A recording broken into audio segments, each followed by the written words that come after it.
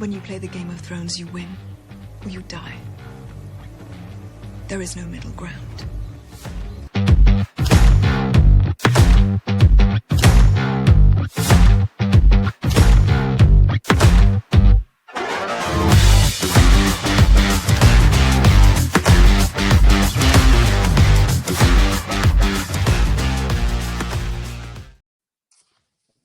We are back. We are pre-recorded. Episode 10 of this season. We are on season 3 of Game of Thrones, Justified and the Americans. 4 Americans, 3 Justified, only 2 Game of Thrones. Tonight, we have live on location, Mark, Big Children Chaka. He is sent to a press junket for TV Chronicles. We're getting him on the field to interview some celebrities. Bonus content coming soon. That has a better chance of making the airways than Film School for Dummies currently. So, we get into it. Mark, how are you? And how was your viewing experience? I'm guessing you weren't watching on location, or did you have to do some catch up? Thankfully, I did not. I was able to finish it all yesterday, and it's very good. And you know what? You both were very flexible on the schedule, not on our regular day. And it turns out it is a very special day in the sense that, not only I'm here, doing this, but apparently it is Cody's birthday, and he agreed to do it on his birthday. So Matt and I brought our desserts and cakes, and such. So we're celebrating in style. Yes, I appreciate that. I am 35 years old, and birthdays mean to me as much as they should at age 35. And it was on a Wednesday, so then everybody's like, "Hey, you want to do this on a Wednesday?" I'm like, "Yeah, I got you." There was zero issue why I couldn't do this today. So yes, I'm glad to be here and do that. Matt, not on location. We drew straws. Matt said, "You know what? I got nothing special going on today, so it's just another Wednesday. But so I'm happy to be with you guys. Let's do it. And now I get my Friday back, so his wife's probably happy. So over than that, how are you? How was your viewing experience? I'm doing good. I mean, I love the dedication of this crew here. No matter what happens, we're gonna bring the content to you, all of you viewers. But yeah, I mean, we get some interesting discussions, I think, this week. So Cody, what did you do for your birthday? Any Chuck E. Cheese or anything? I worked like a normal adult and got home and ate dinner, and yeah, that's about it. It's a Wednesday. What are we doing here? If I had plans, I would be like, no one knows me at all. I want to sit in front of my TV and watch sports. So at this point, happy birthday to me. I do it every day. If my kids ever ask me what I want, silence, if that's possible. But yeah, and I don't have to deal with any other people in the community other than the 2 people that I want to do a show with that I do weekly. Yeah, we're recording this early, but it's weird because even when we have breaks on our show, we plan breaks so far ahead that we're ready to we can skip a week and we'll never miss an upload because we're professionals like that. Yeah, I'm not looking forward to some of this discussion coming from the American side of it. It's not a bad thing. I'm just not comfortable at all. And let me tell you, the little tease. Philip found God this week. Thank God he finally he learned some things from that praying that he needed to, because that got him out of a horrible situation. All right, well, we can just take it away. Yeah, let's just jump into it. Americans season 3 episode 4, Dimebag. Philip faces a moral dilemma while developing an asset. Philip and Elizabeth's friction escalates. Stan develops a theory with serious repercussions for national security, and Paige makes a surprising birthday wish. What a hell of a way to put that, a moral dilemma. Okay. Bro. Hey, guys, Julia Gardner's on the show. How awesome is that? I mean, she is a phenomenal actress, but she is in one of the craziest storylines we've ever encountered in TV Chronicles. So I don't watch a ton of TV, but I watched Ozark. And to see her as this versus that, I'm out. We should have seen this coming, to be fair. Mm-hmm. Because they make a very big point to like younger assets doing that stuff. She gets mad at him for a lot of the decisions set onto him by not of really his control. He was surprisingly more calm about this than I think she had any right to be. Oh, like, this is not where we draw the line. I mean, he was practically asking her, "You like, yo, tell me I shouldn't be doing this, right?" And she's like, "Well, I don't know. I mean, the mission." I'm just like, I mean, like, I don't. This is a real double-edged sword. I'll be honest with me, because like, I'm with you guys. Like, I was like, I started the episode and I'm like, oh, like, fucking Stan is back at the Zaw or the whatever the fuck thing is. I thought, oh, that really skeeved me out. And then we got deeper in the episode, like, oh god, all right. Like, in reality, though, like, I think it's a really good story. It actually kind of works a lot with what we're doing here. And like, I kind of like that you like that you're kind of using this to kind of work into what he's going through a page. Although, like, I wish I wish Philip wasn't so good at playing like just the creepiest guy ever. I just got the heebie-jeebies. Like, and I mean, I guess if you didn't, like, buddy, go check yourself. But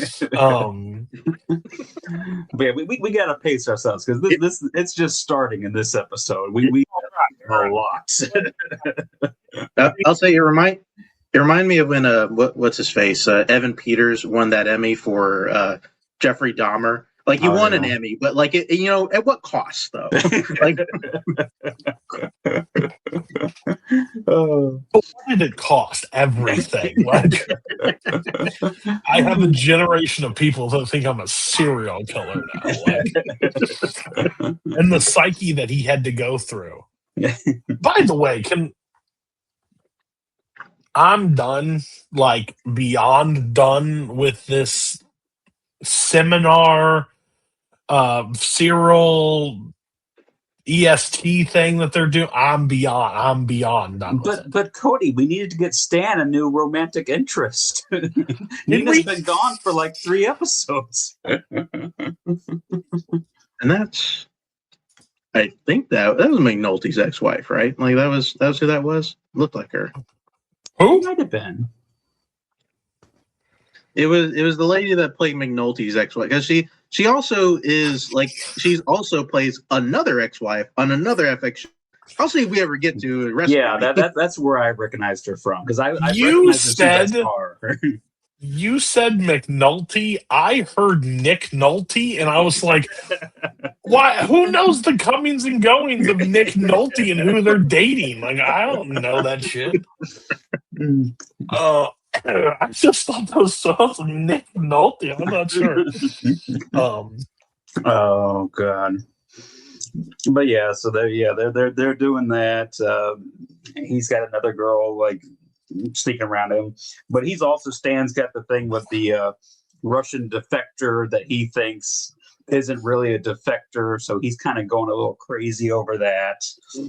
There is the fun scene in this episode where he just goes back and just like tears apart that bathroom at the diner that she went into because he thinks that she's like dropping off messages or something for somebody. So Stan is he's kind of losing his mind in these episodes here. Yeah, that guy was almost done cleaning too, so he's probably got like another hour there. You know my favorite part of this episode? There's 2 parts. One, we get more with Nina inside prison, which thank you so much.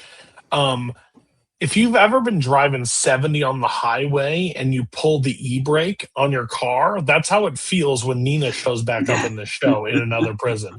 We go to a screeching halt for no reason, for absolutely zero reason besides these characters still have feelings for the girl that they literally handed over to Moscow. But Cody, they gave her something to do now. She's supposed to flip this other person that's in the cell with her. The creator literally just realized, they just admitted they made a mistake. That's what they need to just say, and they just can't do it. Mm-hmm. Like, God, we were only on season 3 and we got rid of Nina already. We probably should have kept around at least the end of season 3. Nope. And by the way, Philip's disguise when he's with her, he looks like a 70s porn star. Like, he is creepy as fuck. I mean, that's what the 15-year-olds are into back in the 80s? Yeah. Yeah, like it's all bad vibes. Like the sunglasses, the hair, the speech patterns, it all like this. Yeah, no. He definitely looks like an adult who would be hitting on a 15-year-old. Oh, yeah. Did we need the Milky Way scene with Stan and the Russian girl? I mean, we needed it, or they're we're really confirmed struggling this season trying to find something to do with Stan, I feel. like they well, Stan's a lost puppy. They just want to make him go crazy. Like he thinks he's or like he's all when he destroys the bathroom. It's all guilt ridden. It's like I made my mistress go back to Russia. I don't have a wife anymore. I kind of want to told his wife that he was having the affair. that was this episode. Yeah, and she reacted kind of how we figured she would react. She's like, "Oh, is that supposed to make me want to take you back or something?" I just couldn't live with it. No, the only reason you're admitting it is because she's in Moscow right now. Well, if she was still here, you would be top priority. And then, can we also ask that Philip and Elizabeth look like they got waterboarded? Like, their daughter just said that they're going to have hey, I'm going into the adult industry is where how they reacted. She said she's getting baptized, and they thought that they literally just what?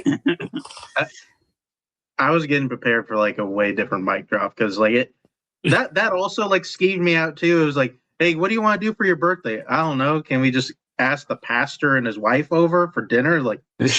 What? I thought we were about to enter throuple territory in a heartbeat. And I thought it was crazy. The pastor didn't even mention to oh, hey, Philip, remember that night you came into my office and nearly beat the shit out of me?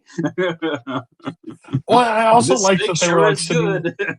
I like that they were sitting there and just they're leading with yeah, we look for people for their political activists. Motherfucker, I expect you to say something about John, Luke, or Matthew. Why do we care about what Vietnam's going on right now, pal?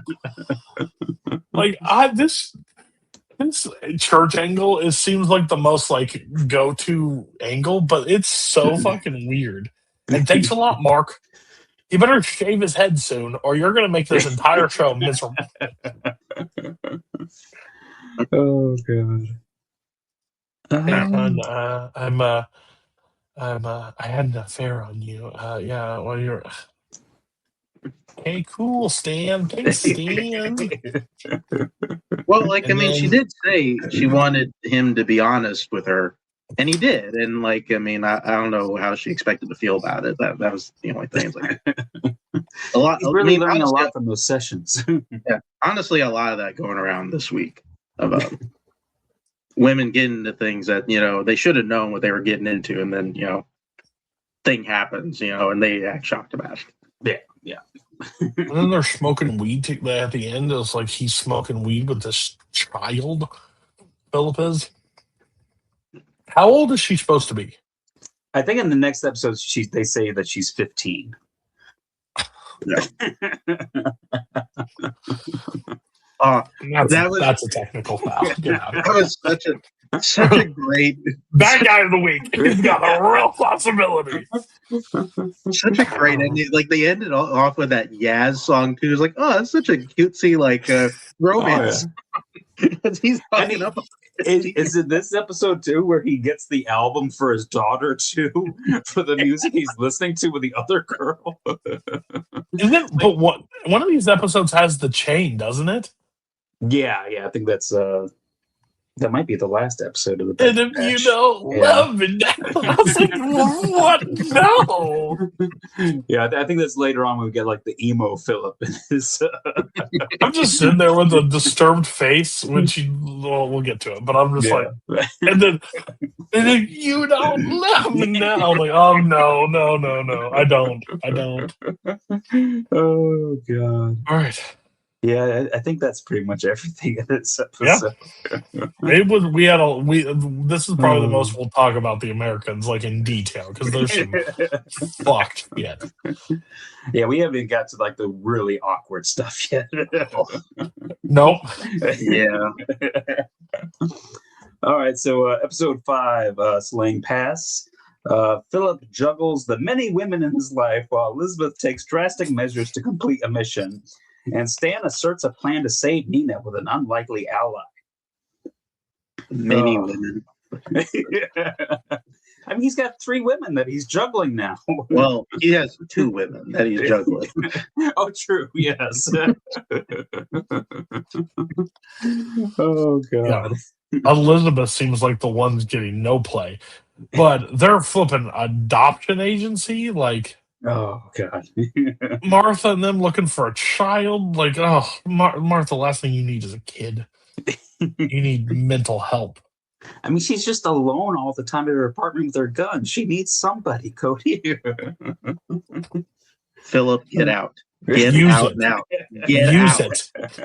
Use the gun already. Yeah. Oh, we also get Elizabeth working with one of her contacts who works for one of the defense contractors and stuff. And this episode, early on in this episode, we see her just kind of walking by a dude in a neighbor who's working on his car. And I was like, oh, for sure. Is she going to go drop the car on that guy? And then she keeps walking oh, okay. 20 minutes later, she comes back and drops the car on that guy. So that guy gets killed so that the other lady can get a job closer. Elizabeth is ruthless. I mean, can we technically say, it's for her betterment? Because, I guess he was, not a great guy, but it was really just, the other thing. She drops that car all nonchalant, too. Just gets the hell, yeah. Oh. I thought it was so fun. I'm like, oh, my God. Do we think, in these 4 episodes, Elizabeth's storyline is a little bit, put on the back burner? I think the Philip definitely gets more of kind of the focus these episodes. Men in Hollywood, am I right? Jeez. I mean, it you can't miss it. It's so in your face. Philip's storylines. It'd feel weird if they were just if that was the B storyline. They were trying to hide that they were doing the storyline. You can't do that. Oh yeah. Speaking of, in this episode, I guess Philip and Kimmy have a date at her house because her parents aren't there, and Philip is lucky that Gabriel gave him some very strong weed that pretty much kind of knocked Kimmy out. So he was able to kind of snoop around and get all the information on her dad's stuff. Yeah. Digging through all the stuff and I love that he also goes to Frank Langella or whatever and asks him his advice. He's oh, it happens. He's just he's going to everyone to ask him I don't have to have sex with this 15-year-old, do I? And everyone's I mean, everyone is literally I'm just was waiting for like the record scratch, like sitcom music to kick in. Like, well, be a lot cooler if you did. he is at least respect. Like, what we can't tell Philip is he is trying everything for somebody to say, "Talk me out of this." And like, every no, Russian we can is find like, another way. Surely he's trying to talk to his wife, and his wife was pissed about every other woman he slept with at one point. He was like, "Hey, 15-year-old." She's like, "Eh." You realize they're trying to recruit our daughter, right? Yeah, well, you know. Oh God. Also, where are these neighbors? Like, my parents won't be home. This creepy man shows up to the house. You might want to call the cops. Cody, I have no idea who's showing up to my neighbor's house. You know what? You know what? But the problem is, this is 1980. A lot of people are a little bit more snoopy. We're in our houses like, hey, did you see that thing at the neighbor's house? My neighbor was home yesterday. I had no clue. Oh God. Yeah, And then, passed out, started digging through his room like to set up stuff, and then politely put her back in bed. And then I love when he gets home. I think this is the one when he gets home. He's like, "Did you sleep with her or whatever?" Like, no. Like, oh. And then like what? She gets Vietnam flashbacks to her like time inside the. Or the one. No, this is the one where they're. That's where he flashes back to like his Right. early training, and it shows that like as a young him, he had to practice seducing and like gaining like the trust and sleeping with like they flash to like an old lady, like an old dude and stuff. So apparently, because Elizabeth says it's cracked up to be. Because Elizabeth says like it's easy for you guys like situation. She's like, no, because then like he's like, because then an old woman, younger woman, and then a guy comes in, and it's like all this stuff, and he's like, which I'm sure these she Russians had are pretty bad too. But these Russians are fucking freaks. Let me tell you. I mean, that's why they're so good at what they do. He had to be able to perform in a pre-Viagra era. Yeah. In a lot of ways, I mean, he's probably the GOAT. I mean, we just want to. Apparently, they never brought a 15-year-old in there with him, but I missed all this part inside Black Widow's storyline. Just to let you know, like, I don't see this part. It kind of jumped ahead for her. Yeah, we outlawed that stuff years ago. That was the 80s. This is now. Thank God. Then Stan in this episode, he's trying to work with Oleg. He's like, hey, if I get proof that this Russian lady isn't really like a defector, we can use it to trade and get Nina back. That's what we both want. We can make this happen. You couldn't thought of this 4 episodes prior?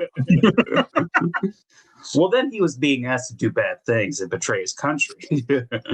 God, I hate Stan. He has really taken a turn this season. We have Russians that are sitting here this entire time that are plotting to have sexual advances on minors. And I'm still pissed at Stan. That shows me character. Well, that character sucks.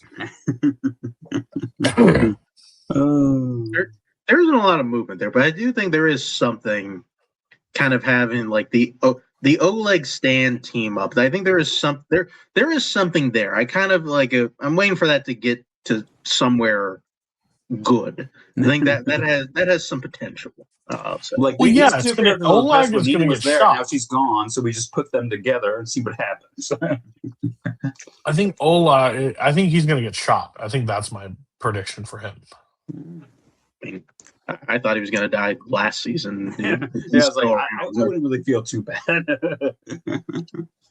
Oh, all right. Is there anything else in this one? I don't think so. I think we pretty much covered. Kind of we got to get to the. We got to get to the baptism.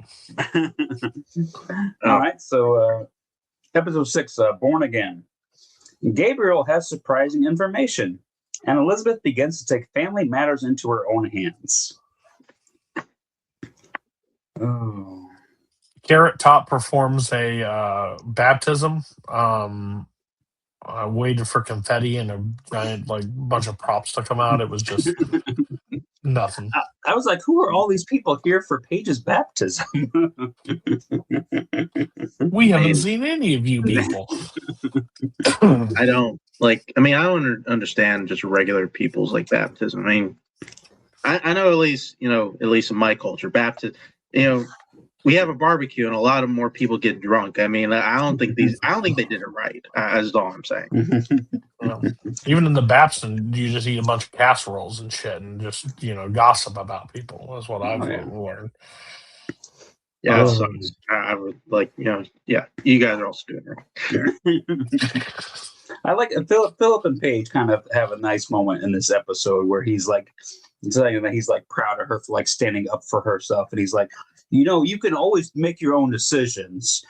Hint, hint. And she's not even really paying attention to him. Yeah, you don't have to. You don't have to become a spy. I mean, I'm not going to say that part out loud.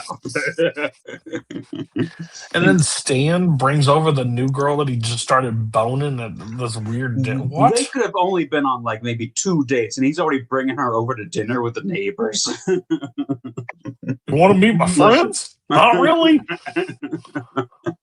Listen, we saw her episode 4. Okay, she was ready. All right, it did not take. I don't think it took a ton of convincing Stan. Stan just had to show up. No, guess that's true. But Jesus Christ. That's crazy that he's going out with her, but he's still trying to get with 2 other women. Yeah, here's his problem. He should have. He made the mistake of not taking down the family pictures. Hopefully, he remedies that. The next time. Oh God! What he needs us there so we can talk about the program and everything. It turns around. I mean, we're normally that would shut some people down, but I think Stan might be in danger too.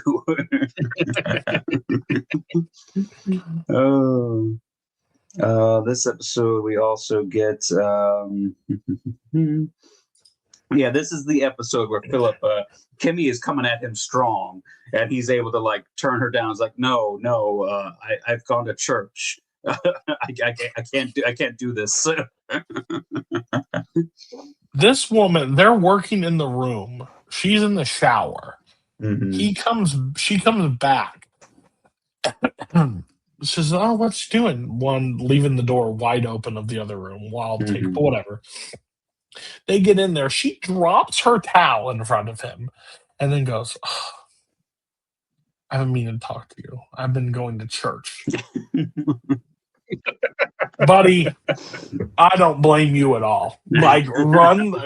It was the equivalent of him leaping out the window. Trying to get away from this situation. Oh, yeah. He should have faked a heart attack or something. I don't know. But the panic that would have set in.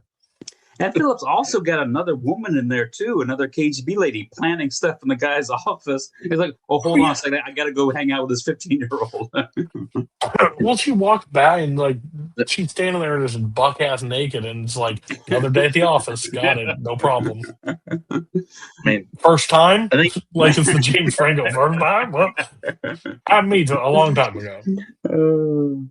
Yeah, we haven't seen a guy freak out this much over sex with a woman since Renly had to have sex with Marjorie Tyrell. Woman was an understatement of the decade. Prepubescent teen. Pretty correct in that on that. Yeah, hey, Mark, underage.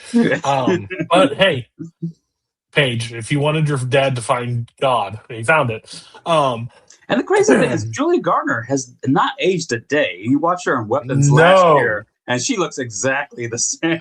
The exact same. Oh, God. 15.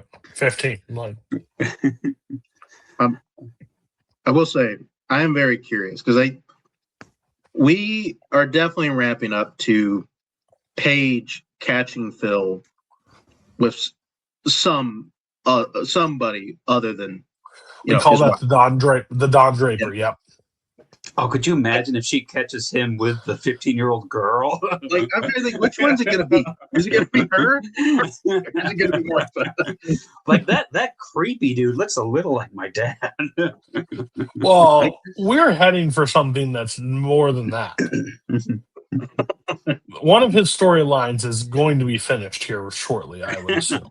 Oh yeah, Martha's got to shoot him at some point. That's coming. Or take her out because Yeah. someone's flying a little too close to the sun. Is that in this episode? Or is that the next episode? That's the next episode. I didn't say anything. I didn't say anything. Yeah. You're the one. We're gonna get to some good Martha stuff this week. But Paige does find her mom smoking. We know you smoke, Mom. Everyone, like we all know. That's it's normal. And then, like, Elizabeth, towards the end of the episode, she takes her to like the bad part of town, and like tells her all about Gregory and how, hey, your parents, we used to be activists ourselves back in the day. Well, we're not too different, you and I. Oh god. Well, Nina's subplot finally paid off this episode. She befriended the one girl to get them enough information to take her out. And Nina gets to just sit there and live with it. I mean, Nina does have like a superpower where she can convince like anyone to do anything. So. Well, normally they're men and have an erection, but I get what your point is. Yeah. So that proves her power. She can do it on a woman too. That's very true. And that look that she gives her too when she's getting hauled away by the guards. Yeah, it's just Blake. And then at the very end of this episode, he goes back to her. He walks like he gets denied because the power of Christ compels them not to have sex with a 15-year-old. So praise be to him. And then they walk by and they find each other, and he brings her back to the room to get busy, and he ends up praying with her. Like, I know he's got to keep her close, but let me. Huh?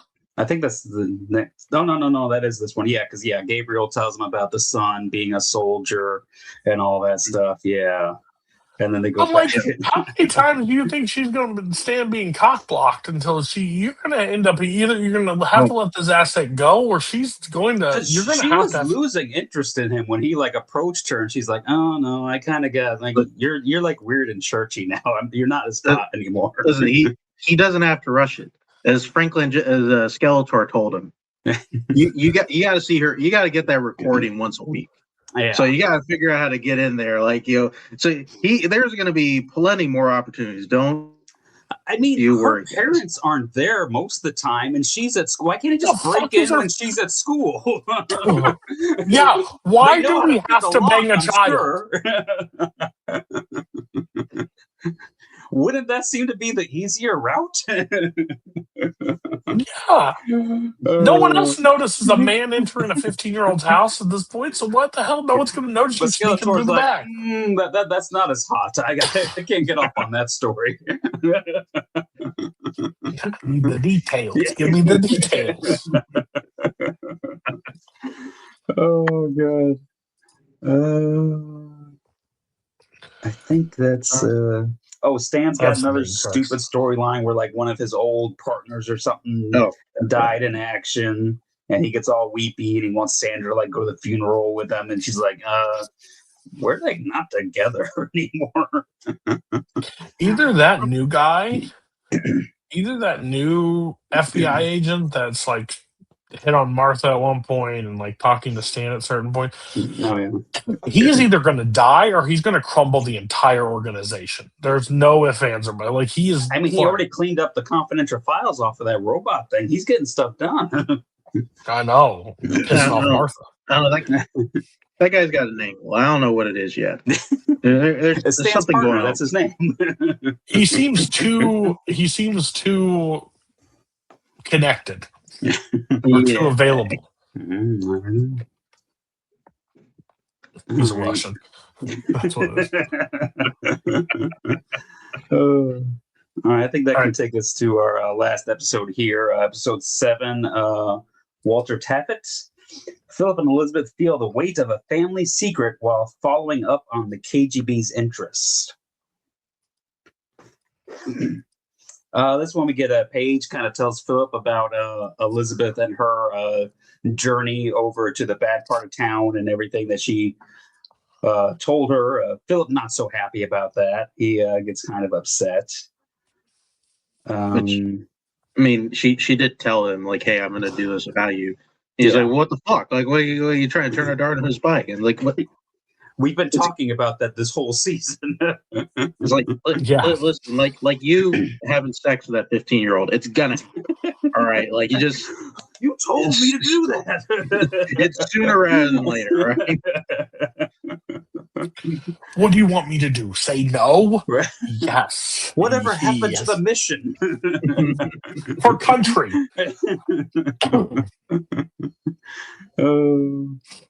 Want to talk about the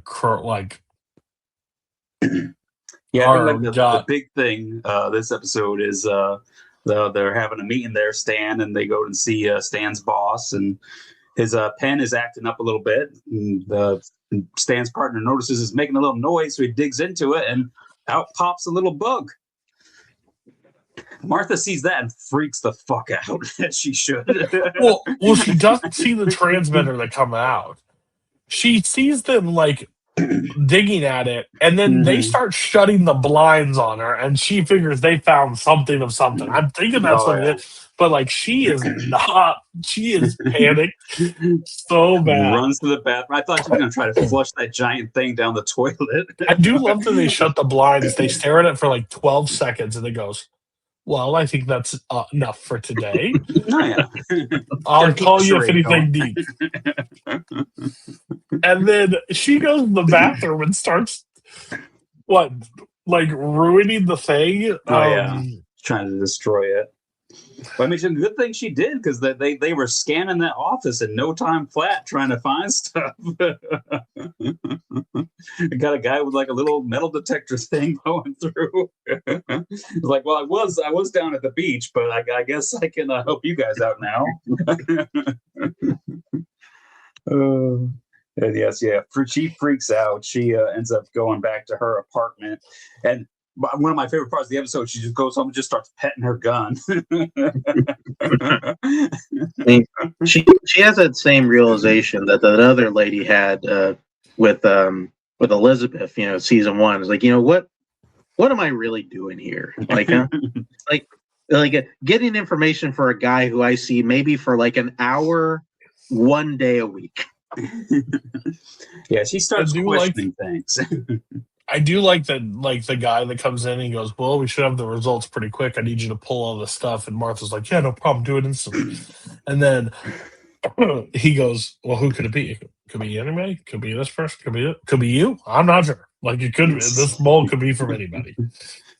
Anyone but Martha. It couldn't be her. Yeah. And then eventually, we'll just cover her whole storyline. When Philip or Clark comes over, she's acting all weird and asking him weird questions. And she's like, you know what? Let's just go to your apartment. I want to see your apartment. Which I thought this is the craziest thing, that Philip just has like an apartment for Clark on standby at a moment's notice in case he ever had to take her there. The KGB just must have a whole bunch of just like apartments all over the city. Just wild. Like, yeah, let's just go. I know we should go there. Blah, blah, all this stuff. And it's like, Philip's like, something's rotten into bed. I'm not sure what's happening. I was expecting like, okay, yeah, we'll definitely go see my apartment. Maybe next week. And then we're going to see if like Philip go get an apartment and like doctor it up. But I thought he'd just shoot her right there. I thought he'd just kill her right instantly. I mean, he probably did that, when she started asking for a kid, is like, you know what, I better get an apartment. Like, if she gets like that, that's like the easier thing, I can figure out.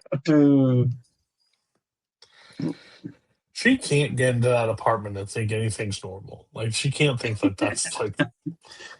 Did he even have like pictures up in the apartment? I don't remember. No. Which, I mean, he had fresh bananas in the apartment. So I mean, that's more of a red flag than anything hanging on their walls. I thought for sure he'd have like a family picture of him and Elizabeth and Mags since they were the family. I don't know. He's like, I think all he has is that painting that Walter White kept finding in those hotels. That was all the art he had in his apartment. I love to when Philip just like comes home after like he's just having a rough week and he brings pizza home to have with the family and everyone's off doing stuff. So now he has to go and eat pizza with Stan. A bunch of sad sacks just eating some pizza over at Stan's house. It's a good thing he wasn't outside at the time because that pizza would have ended up right in his roof.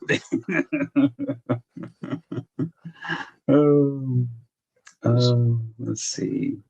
Got that? Who was Elizabeth meeting up with? Like in this episode, did she meet up with somebody? Or is this when she's like the lady that's working for the defense contractor or the new agent that she's training? No, it's like it's the agent they're training. I think she's also like it's another guy that like I guess is helping out with the kidnapping at the end. Yeah, the operation ended. That's where we get the chain and Philip and his emo look.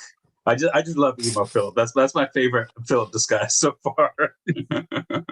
You don't love me.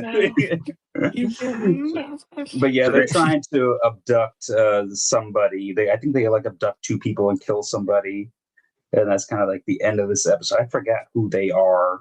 I think it's something to do with like the CIA stuff or something.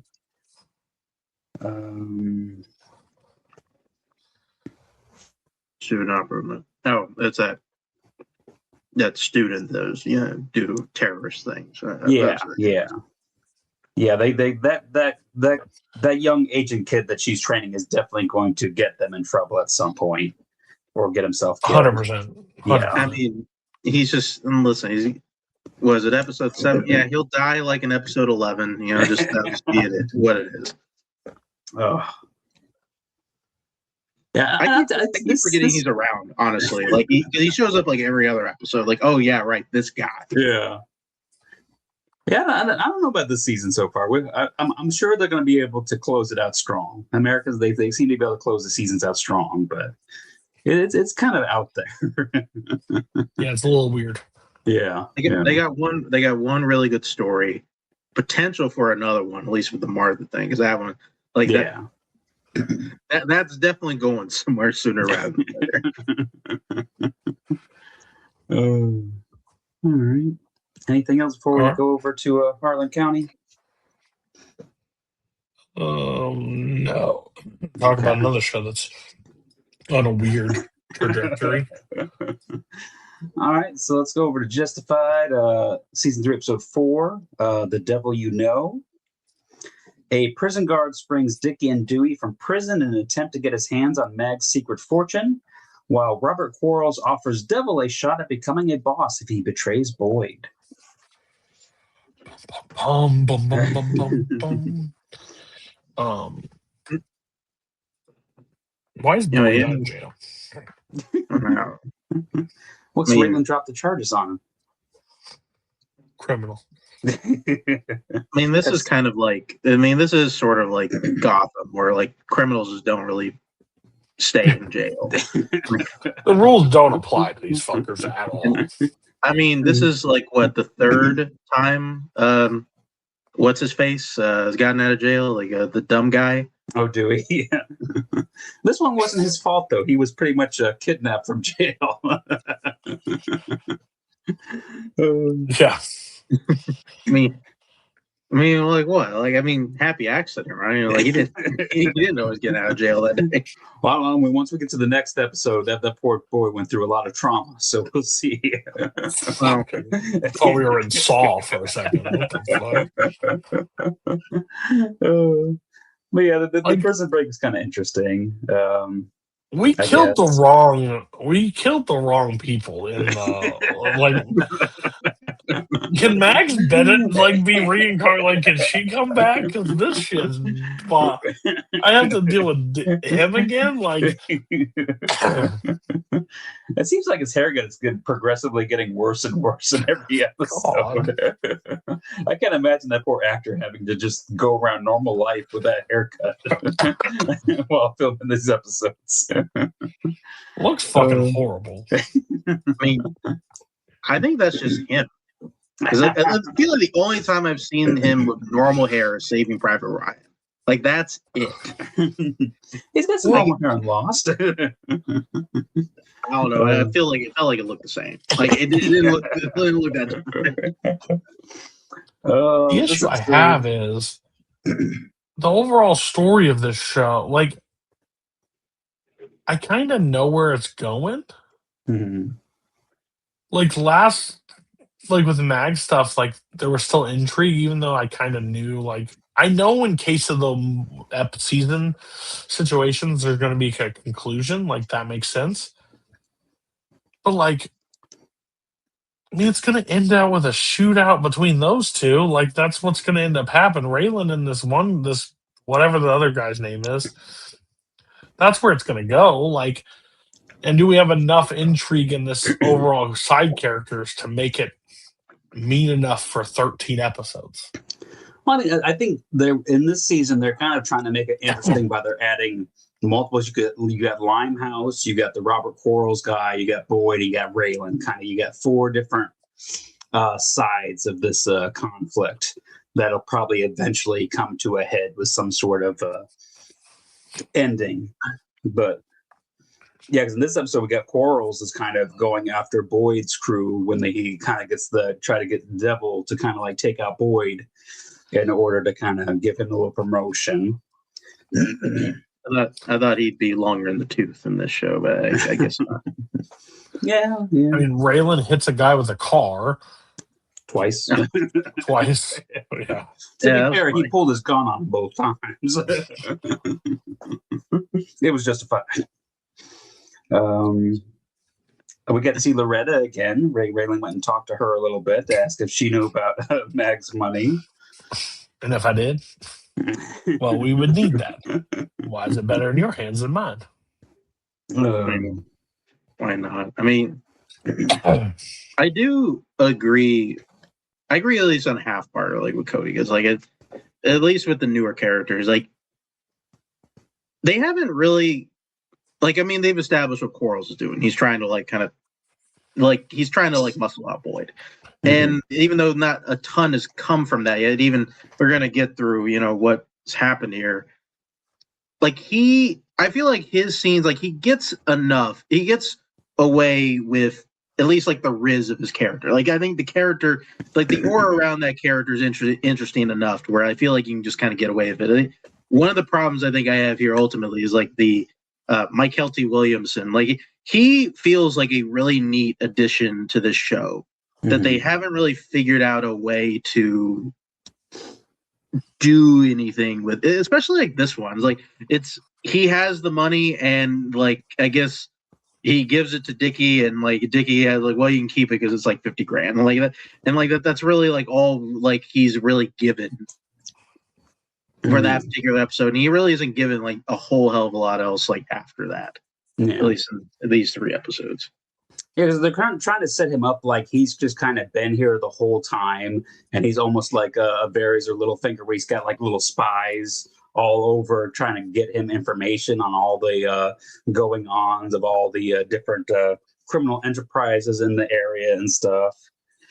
As he's like almost like Mags had her little community, he's got his little community.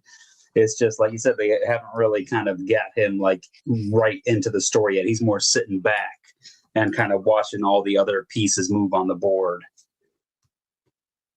And then, like, I mean, with Quarles too, I mean, we're at, what is this? What did we get up to? Episode 6 this week, and Quarles and Raylan have only had one scene together. Like last week, I think was like the only time they were in. Quarles, I think he's got like one scene with Boyd too, and the other times he's kind of off doing his own thing. Wynn Duffy is the only person that sees like really how weird Quarles is. and all the kind of the dark disturbance stuff he's got going on. It is a little bit odd because it felt like we blinked, and Justified now has like a lot of different like stories going like different directions. Like, and I don't really know exactly like where it came from. Oh yeah. But they heard you guys the first season were complaining like everything gets resolved each week, and now they're like, okay, fine, we're gonna have a whole bunch of open-ended things going on for the whole season. Hold my beer. Yeah. Who's the guy that Boyd shoots at the end? Devil. That's the guy that Quarles was trying to get him to betray Boyd. Devil went to Johnny thinking that Johnny would like kind of side with him and take out Boyd, but not so much. And Boyd's easily able to. It was never going that way. Oh no. I mean, I don't see, like, even Boyd even says that, what makes you think that you could have pulled this off against me? I love the character. The Boyd is such a great character. It's like he's constantly like the smartest character in the room, and he does the people around him don't even realize it. It's amazing how he's so different than Shane. Walton Goggins is just amazing. Yeah. I didn't really think about that. Like, it is kind of a weird dynamic where Shane like feels like he should be a smarter character, yet he always kind of made the wrong decision. And that's, and then Boyd is like, well, like he feels like he should be like a really dumb guy, and he's the guy who's ultimately kind of right about everything. Oh yeah. All right, so I think that'll take us to episode 5, Thick as Mud. After the plan to steal Mag's money fails, Dewey finds himself in a life or death situation in a last-ditch attempt to make money. Meanwhile, after Devil's attempted betrayal, Boyd decides to retaliate on his enemies. I love this. This is definitely one of the best Dewey episodes. It's weird. Is like, I mean, all the show without warning turns into the third Crank movie, where like Dewey is just like robbing everybody, and like and I guess like, you know, like, he doesn't know he's in the credit card age. Like nobody carries cash on him. Yeah, he tries to rob like in a appliance store and a strip club and stuff. He's like, "What? This is a cash business." Like it's 10 in the morning, man. Like nobody's during the week. I mean, he doesn't think to ask like any of these places they have like a safe or something like that. I'm sure that the strip club's got $20,000 tucked away somewhere. Listen, like he's thinking he's got both kidneys lost, which I'm trying to remember. Like he had 2 scars, right? Like that was the thing. Like, yeah, the guy cut him up on both sides, stitched it up, and told him like, "Hey, I've taken your 2 kidneys. I'll sell them back to you. That is pretty easy. All you got to do is just bring me $20,000." Which, I mean, that seems like a fair deal. If I was Dewey, I think I would try for that. But this show is so fucking dumb. I also want to know if that's like a real thing, or if like it's a thing that TV has made us believe is a real thing. Like just selling organs out there, just like random people. I mean, it has to have happened. I'm sure. I don't think there's ever been a case where someone had their organs removed and then was told to go get money to try to buy them back. But yeah, eventually Dewey ends up at a gas station trying to rob that. Doesn't go well for him. He ends up trying to escape and ends up locked in a closet. And that's where Raylan kind of catches up to him. And then one of the best scenes pretty much tells him like, "Hey, I don't think that your kidneys are gone. Why don't you try to take a leak? you can't take a leak if you don't have your kidneys." And Dewey's able to pee, and it's like, does that mean I got 4 kidneys this whole time? Oh, I love Dewey.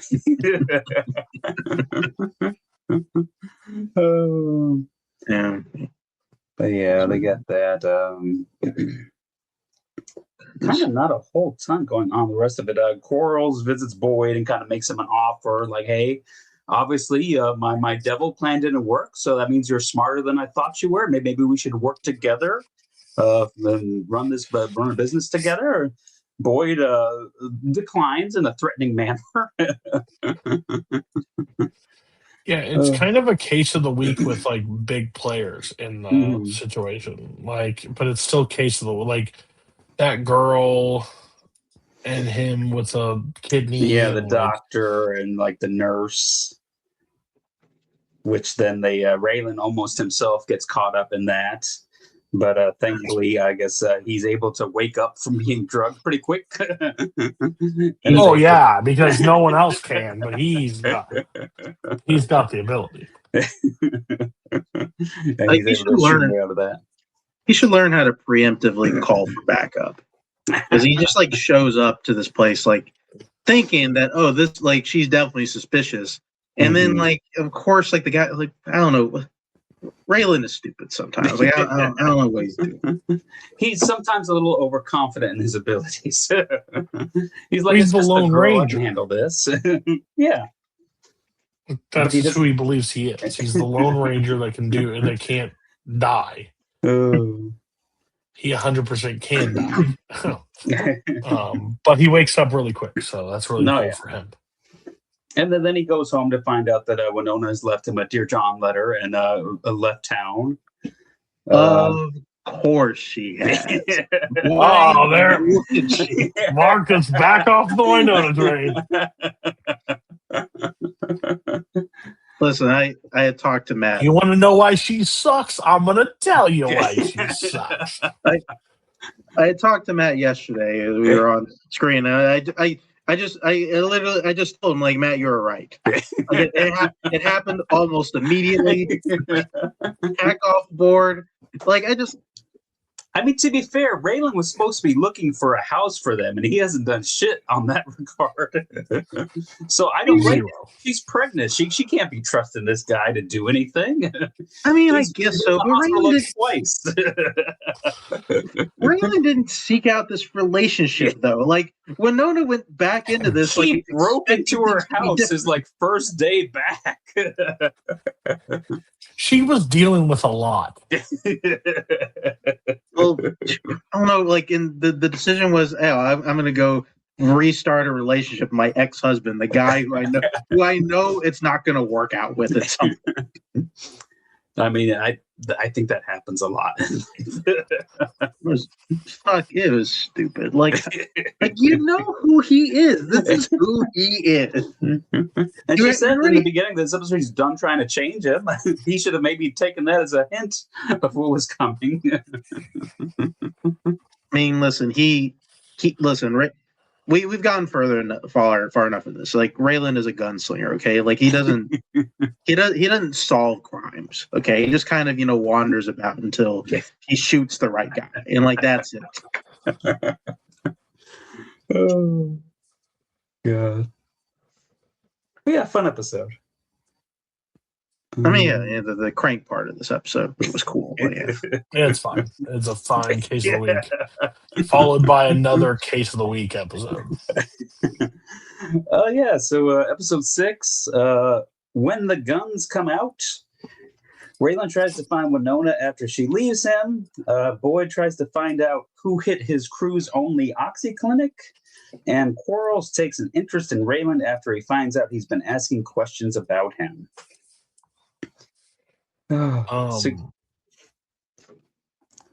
Two ladies go into a thing, get some Oxy from him. They want more, so proper oral is offered for more payment. Guys come in, blow their heads off, except one, because we have to have one alive. Need a witness, yeah. She was the one doing all the work, so she hit under the desk. So, but that was Boyd's Oxy ring, I'm guessing, right? Yeah. I thought it was, I thought it was the other guys. No, that one there, that was Boyd's, because it was at Carlo had it at Anne Helen's house or something like that. It was Boyd's, but then they took it back to Quarles' guys. Quarles' guy robbed it and then took it back. So, yeah. Everybody's like, well, Who attacked who? Like great mystery. And it turns out it was neither of them. Meanwhile, Raylan is going all crazy trying to find Winona and talk to her. We get to see another cameo by the judge who tells him maybe just kind of give her some space. And then she could have just told him where she was going. I mean, like, I don't know what the big fucking deal is. Like, what are we doing here? if she would have told him, then he would have showed up. He showed up anyway. Like, who cares? But she got a couple days. She got like a day of break. But she got a few. She got some peace. But yeah, Raylan, I think the judge says something that makes Raylan think, and especially after he was snooping on her computer at work and saw somebody like looking up like the Bahamas or something. So he goes down to check the evidence locker, and all those phony bills are missing again. So Raylan thinks that she took the money and ran. We get Tim gives Raylan the FBI file on Quarles, which Quarles later finds out that someone's been doing some digging around. So Quarles is not too happy, and that put Raylan square on his radar again. And that's where Wynn Duffy like overhears Quarles just like beating that guy who's like chained up to the bed. Like I feel kind of bad for Wynn Duffy. He kind of got himself attached in a kind of a bad situation here. I was like, what did we walk in? What did we stumble in on here? That's exactly what Wynn was thinking. He just My needed. God. He just wanted to ask a question. He's like, "Oh, by the way, what is it?" And he just like a guy just screaming. I'll come back later. What great facial expressions, though. Just like, Then Raylan goes and talks to Boy because he's not happy that Boy was using his aunt's home for his oxy stuff. And this is right after Ava called Boyd about needing some help down there at their, I guess it's like a brothel that they have in town where they just use a bunch of empty trailers and stuff. So Boyd tells him, they're like, oh yeah, Ava needs some help. I was like, I'm mad at you guys, but it's Ava, so I'm gonna go help her. That's where we get the great scene too, where like the guy who's like pushing these girls to go with the oxy tries to act all tough in front of Raylan, and Raylan just keeps knocking him down until he gets the message. Oh god! Then we got a action sequence on a runaway trailer that's being driven away at high speeds while Raylan is fighting with a guy in the back. That was cool. Yeah. You should have had another guy there with him. Like, I mean, I know that sniper guy doesn't like him anymore, which I guess that's something that's carried over. I guess but he still has somebody. Like, who's the other lady that's around? Like, Rachel, yeah, that's Rachel to come along, and like maybe she sees a guy getting the truck to tow this thing away. Maybe shoot that guy before he does it. Yeah, so that kind of leads Quarles to think that Raylan is working for Boyd, since he kind of the interest kind of lined up in that scenario.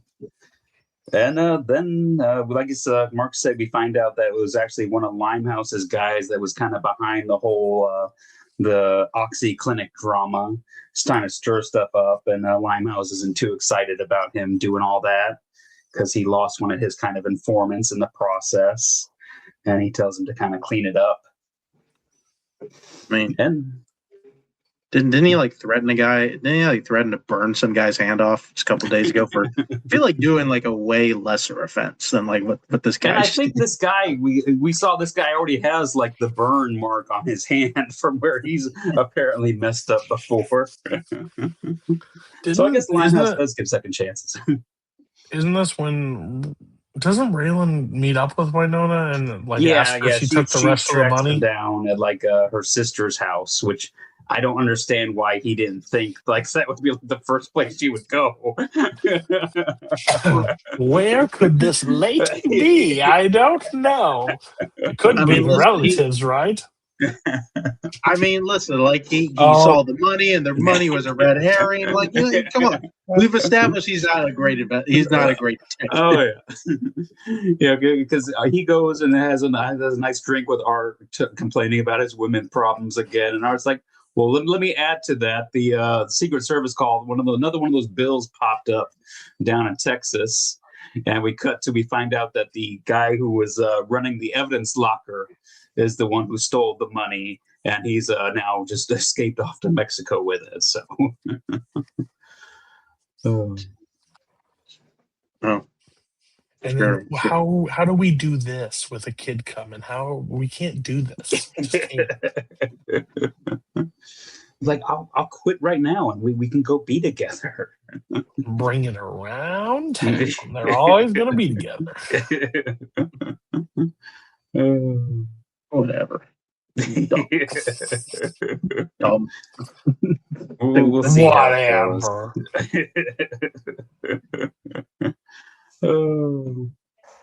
All right.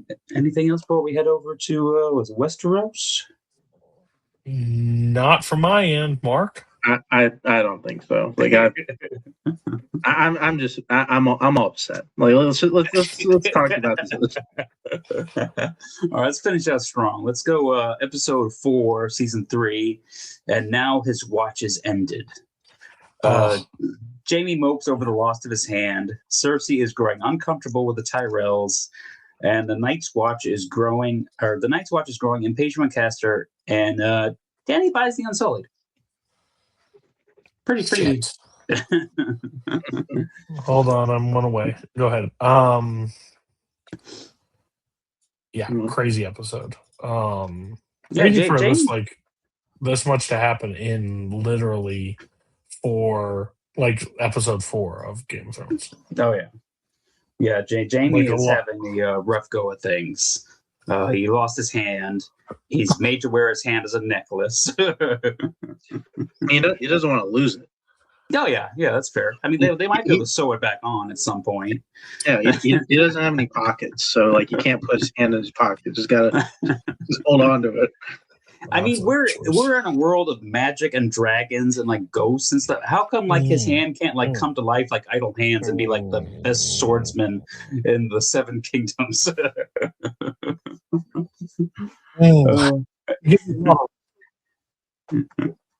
The Lord of Light doesn't repair like that. They don't have the equivalent of super glue in Westeros. I do love that they give him horse piss. And I've never seen a man drink horse piss so fast. And he starts fighting, and then they're like, "Wow, do that again, and I'll cut off the other one." Which means that guy's just riding around with a thing filled with horse piss. Is he trying to do this on? Is he pranking his guys?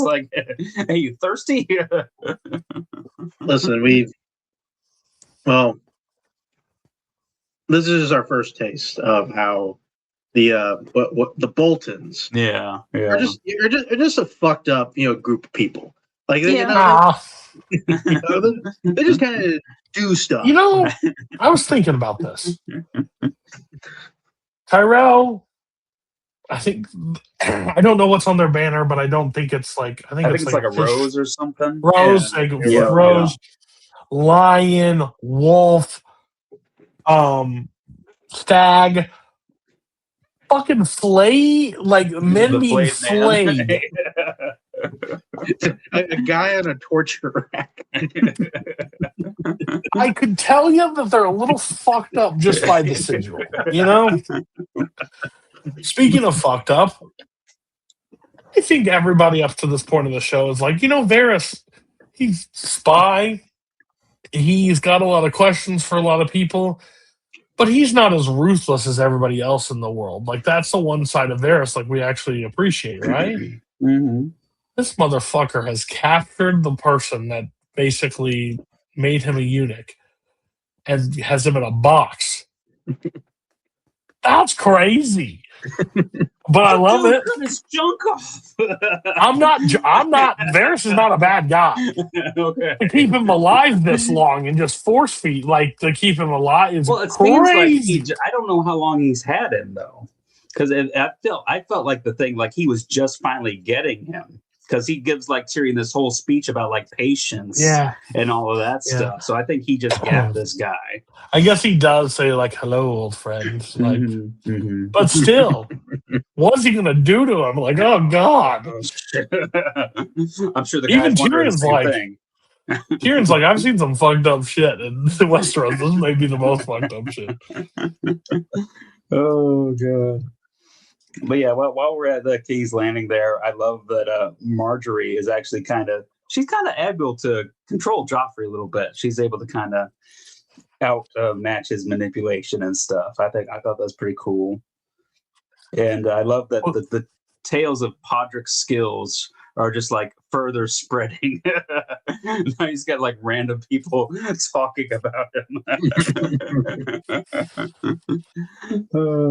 But like he goes out, like Marjorie like tells Joffrey to go like greet the people and shake their hand, and Cersei's like, "Fuck, what? No, get your ass back inside."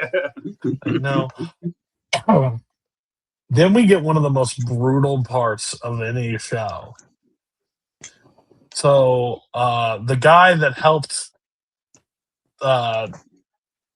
Theon escape leads him back. It's like, "Oh, I'll take care of you." Like, yeah, those men, I couldn't see it. I saw them the day that they gave you to Lord Stark. Like, I saw that's the last man of the last son. I wanted to return him. Travels back, goes through all this, has this conversation with him. It was like Theon's talking about like, "Oh, I made such a horrible mistake. Ned was really like a true father to me, more so than my own." He's just going through all this emotional catharsis right here. And he goes in, they go into this like locked thing, and then brings him in, and then this guy stands behind it and lights the torch, and he is back in the same spot he just escaped from. I saw him. He killed them all. I had to bring him back. And they tie him right back up to the thing. Crazy. Probably one of the most brutal things that you could possibly like walk yourself right back into. Oh yeah. Yeah, I still don't know that character though, right? No, they haven't announced it. No. I think that's the last time we see him in these 2 episodes here. Yeah, I love. Go ahead. No, it hasn't happened yet. So but we'll get to it. We have 2 great sit downs. 3, I think. I don't know if it happens in this episode or the very next episode. Yeah, so I was going to talk about Tywin and Cersei have their big sit down. Where she's pretty much kind of like she thinks she can still manipulate him and be like, I think I should deserve the heirs as much as my brother. Yeah, if you and I don't trust Marjorie, she can control him. Well, I wish you could control him. If we wouldn't be in this situation. Well, what are you doing to get Jaime back? Did you see what I did to get Tyrion back? I started a war. What do you think I'm trying to do for the not imp? Like, I'm doing my damnedest. Like, you're not as smart as you think you are, lady. And then, I wish you were as smart as you think you are. And then Varys and Marjorie's grandmother, I can't think of her name. Olenna. Yeah. Basically have a whole sit-down conversation, basically to say, hey, I need you to wed Sansa to him because I don't want them to pair them up with this. And if Littlefinger gets it, he'll be the king of the ashes. Like, he'll just sit there to watch it burn. I actually like him as a person. I don't need him with that power. Oh, yeah. And when Sansa hears about the possibility of marrying Loras, she is all like, oh. Thank you, Jesus. over the moon. Could have done a backflip. I love all the Tywin scenes is like pretty much whenever you see him, he's like writing letters and stuff and stamping them, and they're going out and stuff. I love that there's a little bit in it. Then on maybe the less positive note, we have all the stuff over at Caster's Keep with the Night's Watch and stuff, and it's getting kind of rough over there for all of them, and they're kind of not really liking the hospitality they're receiving from this guy, and we kind of get like a little uprising happens, which leads with Caster getting killed, as well as the poor Lord Commander kind of gets dragged down with it too. Yeah, so that kind of sucks. There's a problem, right? Mm-hmm. like free army, free Watchers of the Wall, great idea, right? Die or put on the black. The problem is you take all the rapists, murderers, and all these people and put them in the black. Just because they say by and now my watch has begun doesn't mean they become good people. They're still rapists and murderers wearing black now. No, yeah, and if you stretch them to their limit, they're gonna. So then all of a sudden, when push comes to shove, they know how to murder, rape, and kill people. I mean, when they were on the other side of the wall. It was easier to to keep them from doing stuff. Now we're basically all dead in this. This weird guy won't share any bread with us, but he'll give it to all his incest babies. Oh god, no! He's giving them the bread with the sawdust mixed into it. Yeah, and then a whole battle ensues, and we lose the Lord Commander. Gilly has her baby though, so that's cool, I guess. And Sam, I love Lord Commander gets stabbed in the back, and Sam goes, "Fuck it, run! Let's go get her." Not a tend to the wound, not anything. We're getting the hell out of Dodge. Sam knows how to read a room. He wasted 0 seconds. I do love him. Even Mormon is getting stabbed in the back. He turns around and has enough strength to just choke the dude by the throat, and then spits up blood and ends up going. But looks like there's new people in charge at Caster's Keep. So. And that isn't even the most badass battle. Yeah. No, yeah. Then we get to the best part of this episode. Danny is finally she's got the Army of the Unsullied she's going to purchase in exchange for one of her dragons. Oh, not even the part I was talking about. Oh, which part are you talking about before we go there? Lord of Light. Oh yeah. We did get to meet. Was it Barrick? Barrick, Darian or whatever. Yep. And they have the Hound. And he is sentenced to a trial by combat. Oh, because I know as soon as Cody heard trial by combat, he's like, oh. I'm about to trade our entire trivia league to trial by combat. I'm going to be honest with you. Each person could just pull in their own respective person to battle in trivia for them. Oh, that'd be fun. If they lose, they're out. Death. No gold. I was bringing Coho to yell at people. No gold.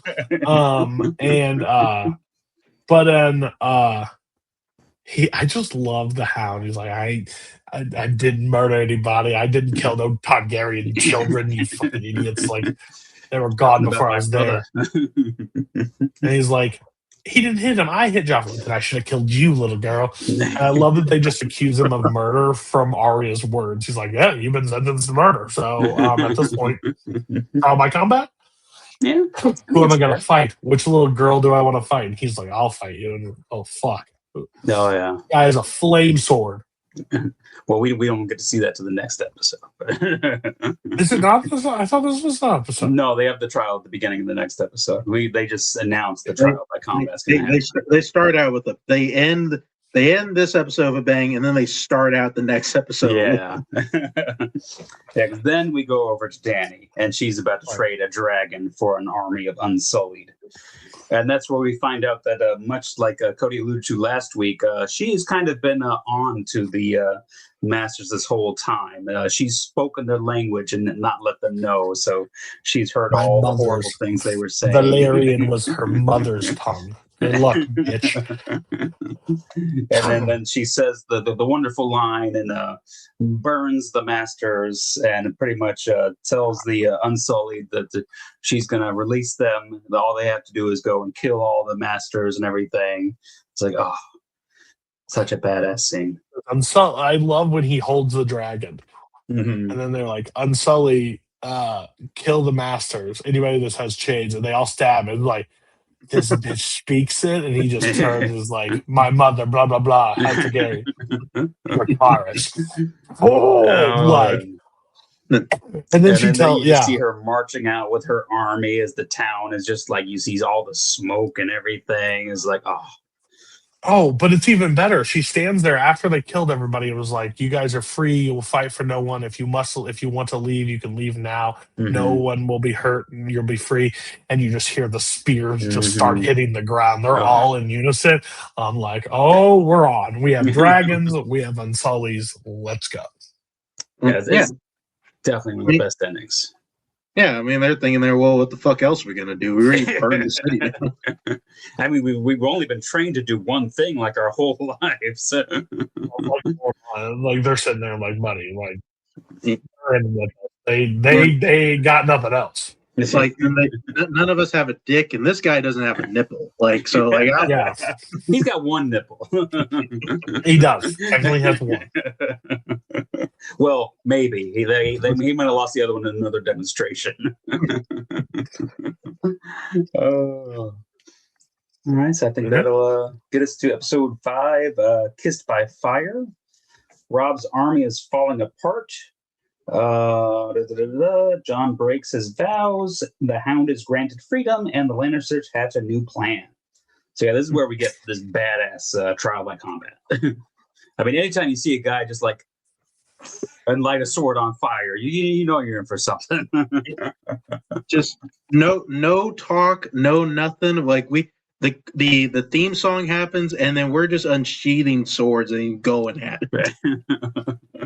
When I saw his hand the first time go across that blade and flame came, I was like, I didn't know trial by combat could be so cool. I mean, the Hound's against a guy that also is very anti-fire. Yeah, that's like his kryptonite. And then, not to mention, he puts a sword halfway down his body. Yeah, he damn near cut that guy in half. And the Hound is like, won this one, bitch. And then that guy starts doing a prayer on him. That motherfucker, like, Arya tries to go finish it, and they stop her from doing it. It's like, he is free. He won trial. No! Arya, worst queen ever. She'd be like, you won trial. You're still dead. You're a murderer. The gods are not just. I mean, that guy didn't die, so technically, they should keep going. I think he kind of died. He just got brought back. I mean, the technicalities, I guess. Oh wait, is that going to count? Yeah, I put that on the kill count. Yeah, he dies and comes back. I put Kevin on the kill count 4 times for leftovers last year, so I think I had to put that. But yeah, so they let the Hound go, and I think that's kind of it for now. Then we go spend some time with John and Ygritte and all their crew, who they're supposed to be sneaking around to get behind the Night's Watch. But gotta John get behind Ygritte, something. they decided to go for a little cave getaway. And Ygritte makes a man out of John. At least twice. I mean, listen, like John has some moves that I guess like he just heard about from stories. Yeah. Well, I mean, he grew up around freaking Theon, so I'm sure he probably heard a lot of stories. I mean, listen, I got probably hear some more about. Like he will hear about all the escapades he wants. Everything I saw Theon didn't really seem like the most gentlest or best of lovers. I love that they took a bath in the springs afterwards. It's the one good thing that happens, John. Like his life just it's a nice moment. I mean, honestly, I think that the John and Ygritte story, I think that's kind of one of my favorite relationships as we keep growing. I think that they have really great chemistry. I mean, they ended up getting married in real life after this, so they definitely had good chemistry. I mean, easiest vow to break ever. I mean, he's doing he should really consider sticking around with these wild things. Like, I mean, that red-haired guy is like becoming his best friend. He just had sex with this girl. Like everything's turning up John. You know, like a. I mean, he was only with the Night's Watch for like a month, 2 maybe months, and half those people just got killed over at Castor's Keep. So yeah, he put on the black for being a bastard, which is wild. He was like he was made a steward pretty much because like he pissed one guy off. You know, Cody's right. I mean, basically, he got sent to the black because Ned was going to King's Landing and Catelyn didn't want to have him around. Freaking wild, if you think about it. Hey, you're not going to have sex with any women. You're going to have to do this, and you have to live in isolation from your family. Why? Because my dad fucked a woman a long time ago? Why is that? Can I go anywhere else? Can I follow him to King's Landing? Can we just do something different? Which I think that's really what makes Theon a bad guy. Is like Theon knew this was happening to Jon, and he didn't like offer to like pay for him to have a ride with the redheaded lady before he left.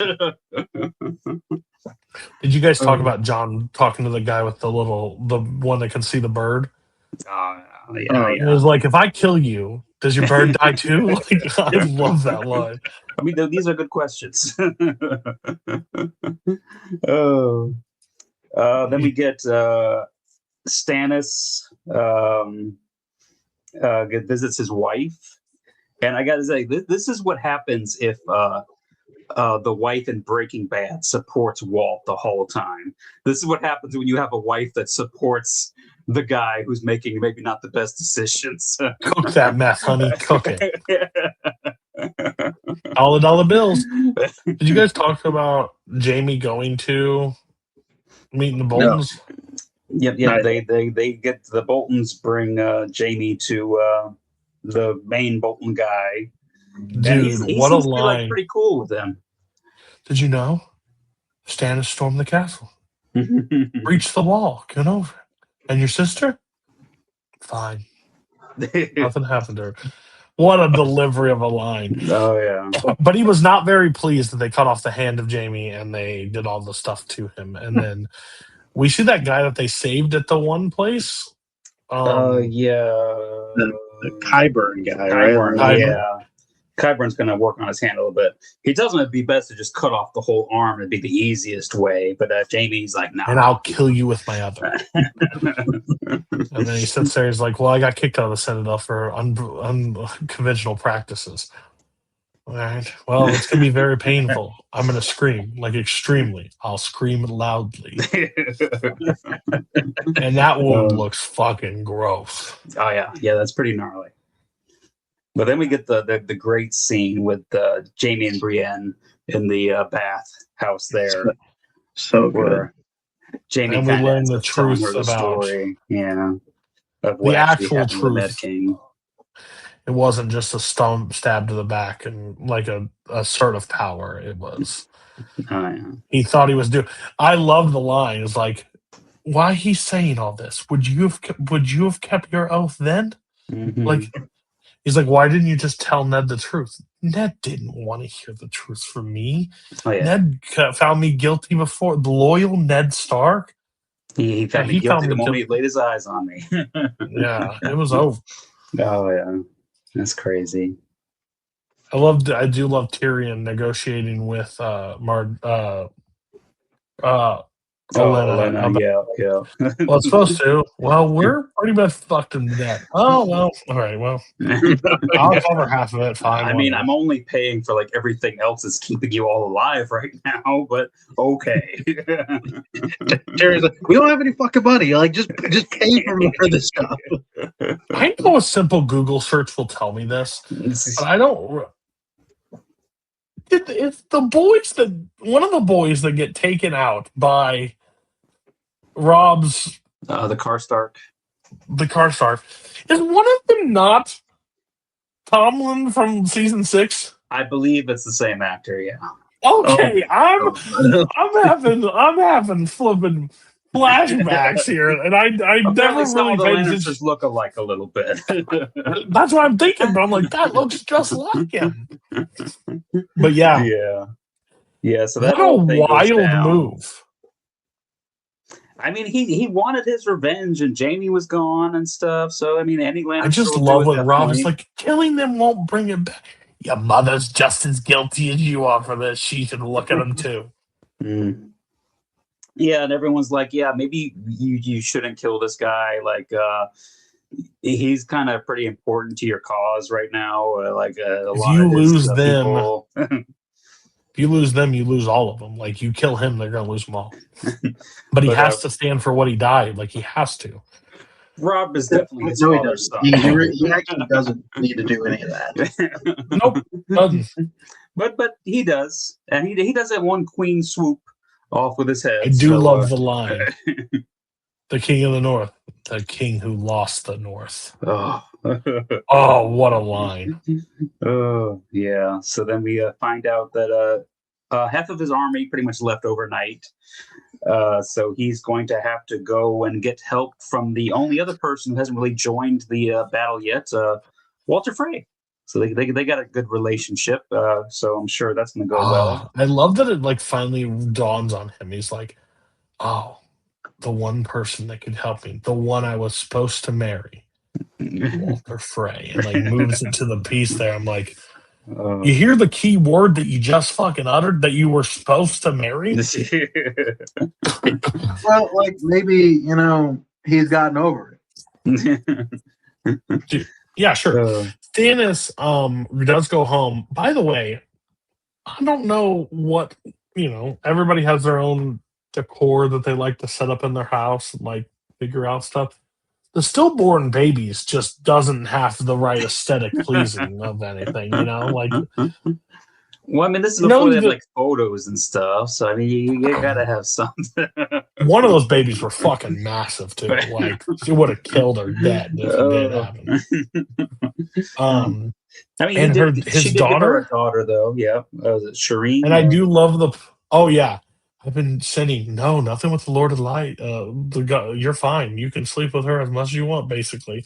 Oh yeah. And his daughter is held separate. Mother really doesn't think she needs to worry about going to see her, but she has this condition on her face. God, what is it? I don't think it's uttered yet. Yeah, I don't think it is. But yeah, so she seems really sweet. And then when she hears that Davos is down in the dungeon, she wants to go visit him. She sneaks him a book, although he's like, "Yo, I can't read." So he's like, "Oh, okay, I'm gonna come down here. I'm gonna teach you how to read." So seems like a nice girl. I'm sure we're gonna be hanging out with her for a while.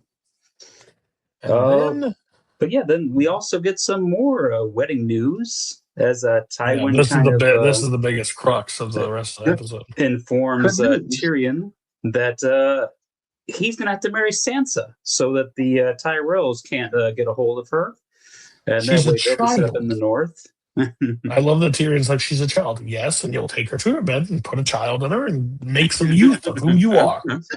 Sansa just can't fucking break. Like just, I love that Cersei is over there just smiling at him, like, and you will marry Tyrell. I am Mother Regent. You are still a breeding age, and you will have a child, and I am your father. You will secure the Tyrells, and he will secure the Starks, and we will be whole. And then he walks away, and you just got both Cersei and Tyrion just like. I mean, it doesn't sound that bad, honestly. Like, Oh, I love how Tywin's able to just put them in their place so easily. It really is, after watching Succession before this, it really is just like watching Logan Roy and his children. Man, tell me why I like him so fucking much. I think that's the last main thing. Yeah, I think that was kind of like the end of this episode. But like, really, like Sansa, like, just gonna marry Joffrey. That was gonna suck. Which at the beginning seemed like a nice thing until some stuff happened, and then it was bad. She gets cock teased with Loras, which, I mean, that would have been its own thing. Oh, yeah. Then over to Tyrion, like, I mean, just... Like, is she going to have a say in this ever? Let me tell you, it doesn't get any better. I think that guy of the week, it's kind of tough. I don't know. There's no like obvious. Like, I know Anybody that infiltrates and tells you have to sleep with a 15-year-old is crazy. I would give it to Elizabeth, Franklin, everybody that'd been like, meh, meh. Now, we're not gonna like even. What I mean, can you like you bring up Winona? You know, like I mean, come on, she what? She left Raylan. She left 2 sentence note. I mean this with my whole chest.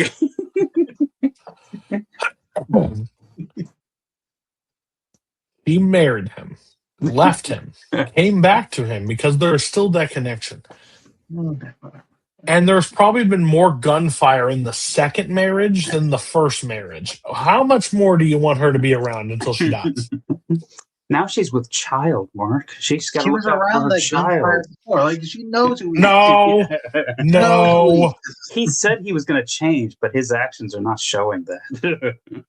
I'm not giving it to the Winona that wants to get away from a guy that gets shot at every week. Shocker. At least not yet. True. Probably gonna be around bullets anyway. Like it's not gonna change. Like whatever. So, I don't know. Because I don't want to. We can't give it to Philip because he I have did one. everything in his power not to sleep. Technically, we've never seen these characters on the show. Mm-hmm. But I truly want to give it to the parents of that girl. They are never home, and she is 15, and she's able to just sleep with an older man whenever she'd like. I mean, 15's an age where you could leave your child home alone. I mean, I don't disagree. How many days? But how many days? I mean, That the is dad my showed vote. up the one night, which saved Philip from having to do something bad. Oh God! I mean, we can't really. Can we give it to the guy that killed Mormont? I mean, I guess we can just like. I understand killing Castor, but I don't. Mormont didn't need to die. Well, like I don't think he's like the true bad guy is the other guy. Like he calls Castor the bastard. Like he's the real. But he did the right thing. Mm-hmm. He put the knife in the right person. The other guy put the knife in the wrong. The leaders of the Castor Rebellion. Oh God. I mean, or no, like I still don't think it fits because who? Well, we don't really know who he is, and we also don't. Or not 100%. Yeah, no, we can't give it to him yet. Okay. I mean, we could say Rob for just being stupid like his dad and just like sticking no, Stan. Stan? For what? Stan's doing this three-way circus with these women. He's Nina. trying to get Nina back while also trying to get his wife back. Other girl to help herself. I don't care about that girl at all. Fuck her. I'd still give it to the show writers right now. I mean, I was more convinced on the parents than I am with Stan. Like he's not like Stan's in a weird place. He's not married, like whatever. Like I mean, we could just say the Americans writers for putting us in that situation to watch that. Philip kissed a 15-year-old girl. Yeah, but they pretty much wanted him to do way more, and he like had to bring up God to get out of it. He fought with every bit of his being. So the ones we have on the table: Winona, the parents of the girl, the leaders of the Castor Rebellion. the leaders of the Castor Rebellion. Who do we want to go with? I'm going parents. I almost want to just throw Mark a bone and just throw a no. No! That would be the worst bad guy of the week we've ever had. At least it's a named character. It takes two. If you both agree with it, then that's fine. It's just that this week there's like nobody. It's like we knew. It's like the other people were like named characters. I still wouldn't give it to what happened with him. That was justified. Well, what about because that's I was going to say the guy from the evidence locker who stole the money and ran away to Mexico. What about the guy that cut off Jamie's hand? See, now that I was thinking about that too. I know the last week he actually cut the hand up, but he was really a dick to him this week. Made him drink Made him piss, drink threatened to horse cut off his piss. other one. Which I he mean, had to be plotting that because he had Worse a than container of horse Winona. piss ready to go. That's my vote. I'm going with him. I mean, she made Raylan drink metaphorical piss by just not. You and your hatred of women is crazy. Let's just make Mark back. Mark, bad guy of the week. Oh, You want to give it to that weird because you don't even know his name either. I mean, that's the problem with this week is that all the people doing like the horrible stuff are like not named characters. I can find his name. I guarantee his name somewhere. I know the actors like Noah Taylor or something like that. Hold on. Name of that weird fucker is... Is he a Bolton? He works for the Boltons, but is he an actual Bolton? 100% works for the Boltons.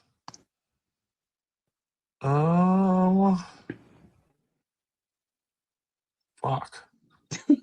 Maybe it's not so easy to find his name. Let me What's see the if I name? can get it. I'll give you 15 seconds to give me a name, and now we're going to Winona. Locke. God damn it! Locke. Locke. Locke. There you go. Locke. Boom. No Winona for you, pal. I'm going to put another by default week like we did last We're week. ridiculous. Yeah, week, definitely week. We'll have plenty of next week, I'm pretty sure. Yeah, all right. I think we're going to. That's the episode. Next week, we do the inverse of this week. 4 Justified, 3 Americans, 2 Game of Thrones. We get the Climb and the Bear and the Maiden Fair next week. So it's pretty solid. All our episodes. So So the week after that, we finish out season 3 for the 3 shows. So we're moving along. what a fucking end of the week for at least one of these. Can't wait. See you next time. Bye-bye. When you play the Game of Thrones, you win or you die. There is no middle ground.